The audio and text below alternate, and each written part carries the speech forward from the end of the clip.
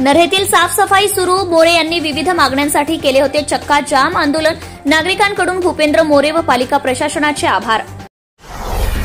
अश्लील व्हिडिओ काढत विद्यार्थिनीला ब्लॅकमेलिंग, वडगाव निंबाळकर पोलीस ठाण्यात 6 जणांविरुद्ध गुन्हा दाखल.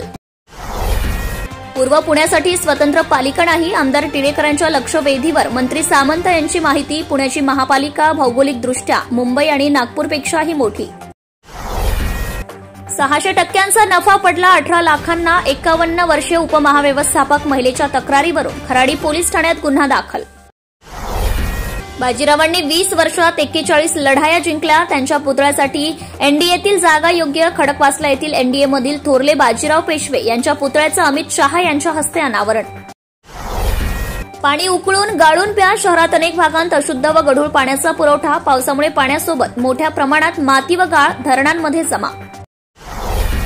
कृषी परिषदेच्या सदस्य सचिवपदाचा पदभार वर्षा लड्ढा उंटवाल यांनी स्वीकारला. पूर्व वैमनस्यातून युवकावर हल्ला, हाताचा पंजा मनगटापासून छाटला. 3 अल्पवयीन मुलांवर शिवाजीनगर पोलिसात गुन्हा दाखल.